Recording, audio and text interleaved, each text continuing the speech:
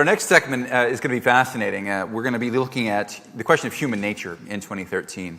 And for a long time, some of history's worst ideas were predicated on the idea that humankind could essentially be remade.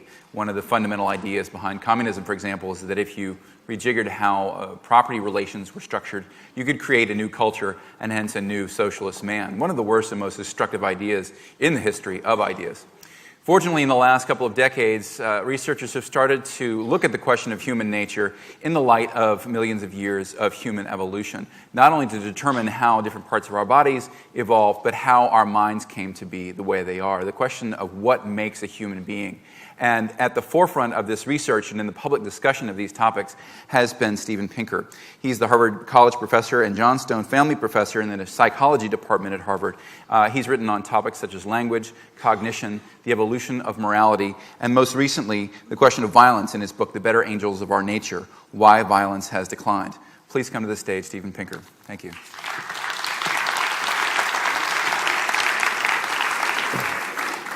Thank you, Lane.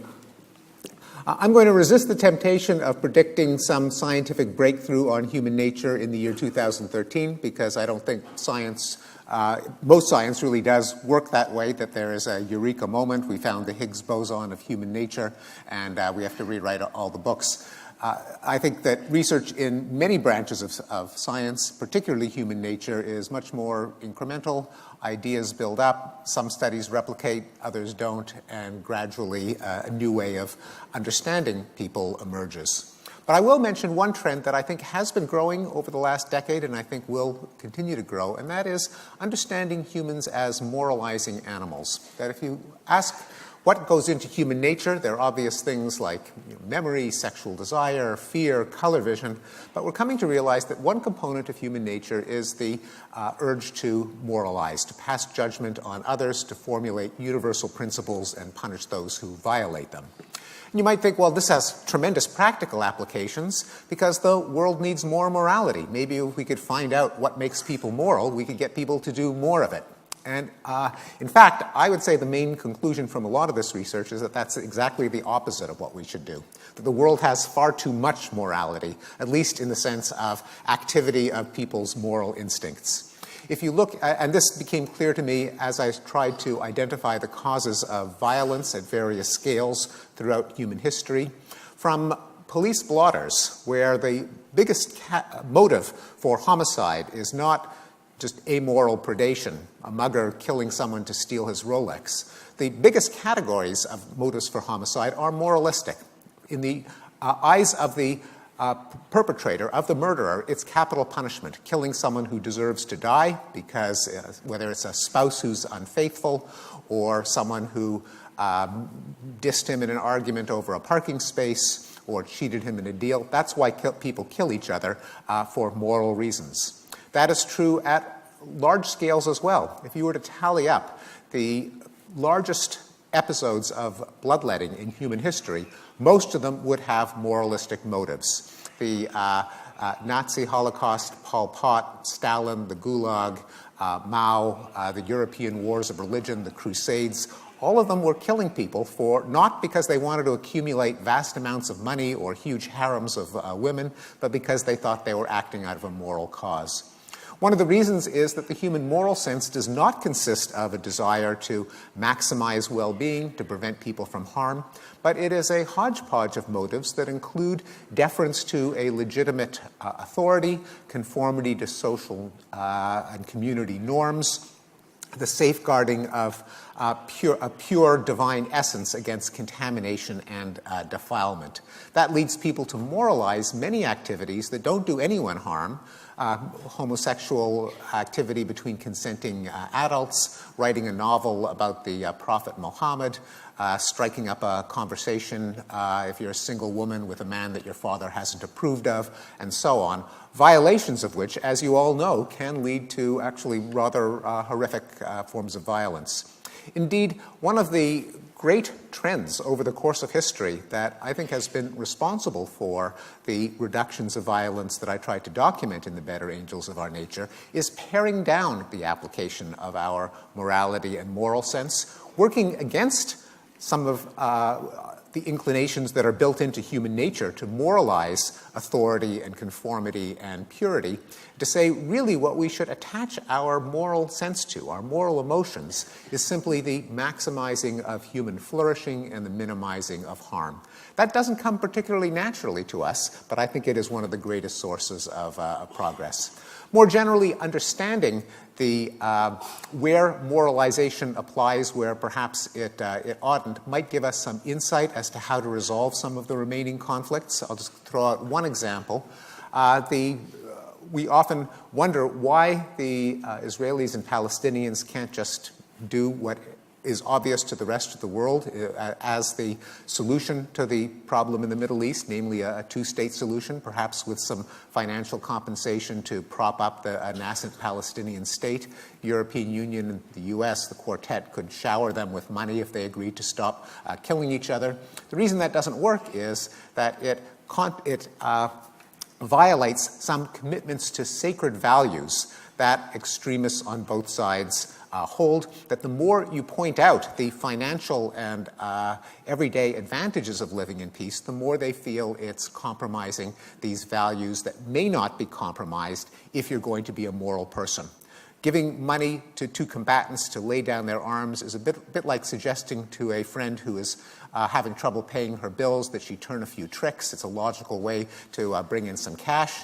The reaction would be outrage. What kind of person do you think I am? That's exactly the kind of reaction that you have when you suggest breaching sacred values in highly moralized disputes. So I'll end with one quote that I have in the book from the great analyst and social commentator George Carlin, when he said the moral motivation is overrated. You show me some guy who's sitting on a couch watching game shows, and I'll show you someone who isn't causing any freaking trouble. He didn't use the word freaking, but that's the general idea. Understanding, recruiting, and indeed minimizing human moralization, I think, is a great way to leverage a greater understanding of human nature to make the world a better place. Thanks.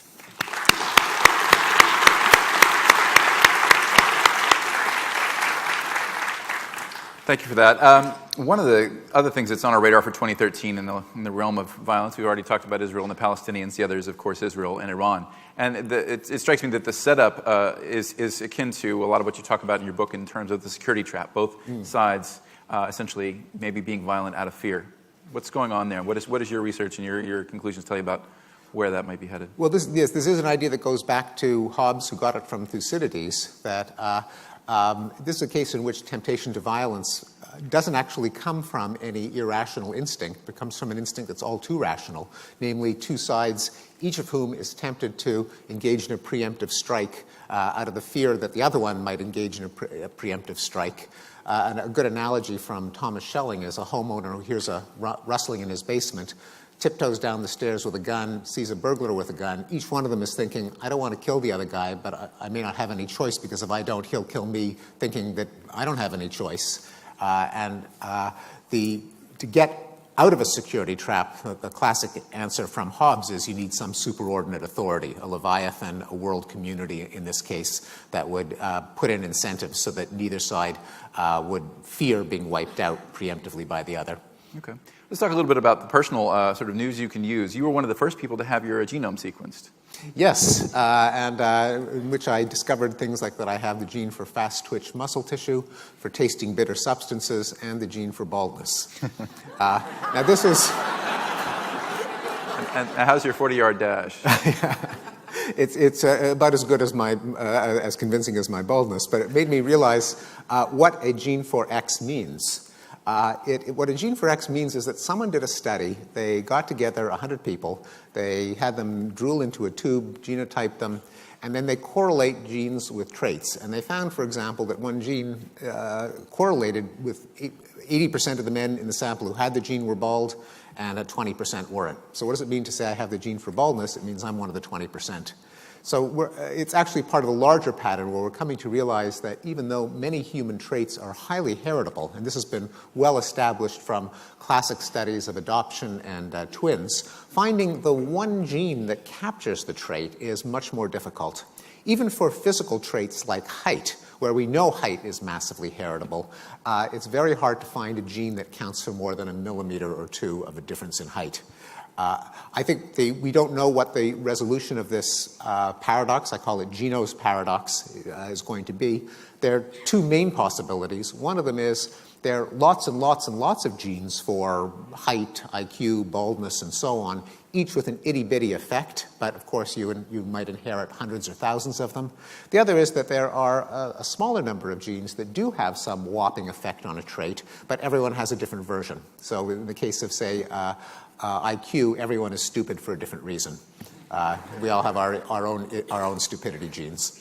With this conversation in the air about our evolutionary nature and how it sometimes clashes with modern society, we've seen a couple social or just trends like people eating the paleo diet, trying to mimic our Paleolithic ancestors' diet and finding that they're getting health benefits out of it, or other things like that that are designed to mimic in some way our evolutionary environment. Do you see any of those happening, and what are some of the good pieces of meat we're getting out of this discussion?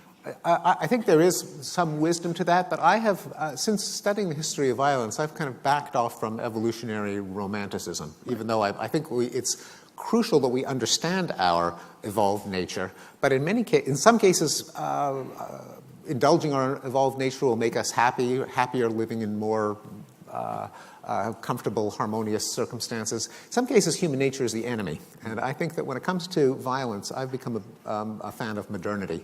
That as violent as the world is today, it used to be worse. Before there were settled states and governments, there were rates of death in tribal warfare that exceed the worst rates of the 20th century. And that, as in the earlier discussion of the moral sense, a lot of what we evolved doesn't really make us happy living in big, complex societies, and we have to develop workarounds for human nature rather than enhancing it. Okay. One of the big topics that's been in the air also is the relation between the sexes, and there's been a couple of big articles on the cover of The Atlantic. Anne-Marie Slaughter, friend of The Economist, you saw one of her predictions up here, wrote a big piece about women in the workplace, and she's obviously fantastically successful, but described her yearning also to be with her children, and her return to Princeton from Washington, partly predicated on that. You debated the nature of men and women with your colleague Elizabeth Spelke. Is there anything interesting that's coming out of that research that you think will hold up as we look at the natural differences between men and women, what they want, what they can do, and so forth? You know, I don't think that men and women are biologically indistinguishable. I think that there are some emotions and drives that where there can be overlap between men and women, but on average they will differ. The reason I think this is less relevant to issues of, say, workplace equality or in general women's rights is that even if there are statistical differences, in all these cases, the imperative is really to treat people as individuals. If someone is a few points higher than what's the averages for their gender, a few points lower, it's both unfair to the individual and irrational for the organization to judge the individual on the basis of the mean of the race, of the gender, of the ethnic group, and the commitment ought to be to treating individuals as individuals. And that's one of the most hopeful points about this whole discussion, if only people understood that it's irrational to discriminate. I would say so, yeah. Let's take some questions from the audience out there. I know there will be a few. Start down here in the front, and then if I can see another, number 2 will be the gentleman in the tie here. So first here, and then number 2. Hi. Just as we are at the relatively early stages of this century, how would you go about advocating the no harm principle as we move into a new world?